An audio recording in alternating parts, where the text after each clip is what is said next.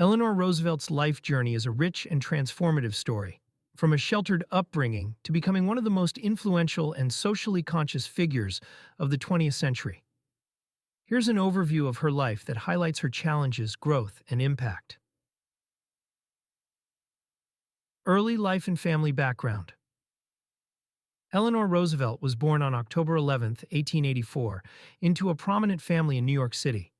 Her mother, Anna Hall Roosevelt, was a beautiful socialite, and her father, Elliott Roosevelt, was the brother of future President Theodore Roosevelt.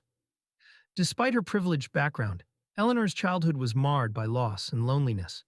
Her mother often criticized her for not fitting society's standards of beauty, and her father, whom she adored, struggled with alcoholism and mental illness. By age 10, both her parents had died, her mother from diphtheria in 1892 and her father in 1894. Eleanor and her surviving siblings were raised by their maternal grandmother, Mary Hall, in a strict and conservative environment. This childhood hardship helped her develop empathy and resilience, qualities that would shape her approach to public service in later life. Education and personal growth. At age 15, Eleanor attended Allenswood Academy, a finishing school near London, under the guidance of Marie Souvestre, a progressive and influential educator. Souvestre encouraged Eleanor to think critically and broaden her perspective on social issues. She developed a lifelong passion for learning and, for the first time, felt seen and respected for her intellectual abilities. Eleanor described her years at Allenswood as some of the happiest of her life, and later credited Souvestre with shaping her progressive values. Marriage to Franklin Delano Roosevelt. Upon her return to the U.S., Eleanor was introduced to her fifth cousin, Franklin Delano Roosevelt, FDR, who would later become the 32nd President of the United States. Despite her insecurities, they shared a love for public service and a desire to make a difference. They married on March 17, 1905, and began a life filled with political ambition. They had 6 children, one of whom died in infancy. As her husband rose in political stature, Eleanor initially focused on her roles as wife and mother, but found these traditional roles stifling. In 1918, Eleanor discovered that Franklin had an affair with her social secretary, Lucy Mercer. Although devastated, she decided to stay in the marriage, albeit on her terms.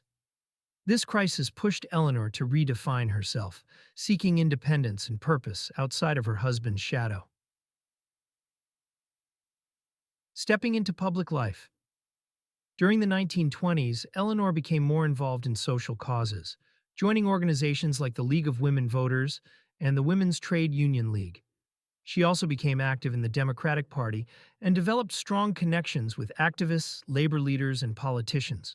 She worked to support women's political involvement and campaigned for workers' rights, laying the foundation for her later influence. In 1921, Franklin was diagnosed with polio, which left him paralyzed from the waist down. This was a turning point in their marriage and her public life. Eleanor became Franklin's political stand-in, making public appearances and rallying support on his behalf. She became his eyes and ears, traveling across the country to gather information and gauge public opinion. First Lady of the United States. When Franklin Roosevelt became president in 1933, Eleanor redefined the role of First Lady, advocating for social justice, civil rights, and humanitarian causes. She became a public figure in her own right, holding press conferences, writing a daily newspaper column called My Day, and giving speeches across the country. Eleanor used her platform to champion the marginalized, often speaking on behalf of women, African Americans, and the poor. During the Great Depression, she supported New Deal policies that provided economic relief and social welfare programs. Eleanor's influence led to the creation of programs that offered job opportunities, financial support, and housing for those in need. She frequently visited relief projects and spoke with ordinary citizens, earning widespread respect and admiration. A voice for civil rights. Eleanor Roosevelt was one of the most prominent advocates for civil rights during her time in the White House. At a time when racial segregation was pervasive, she invited African American leaders to the White House, including Mary McLeod Bethune, a prominent educator and civil rights activist.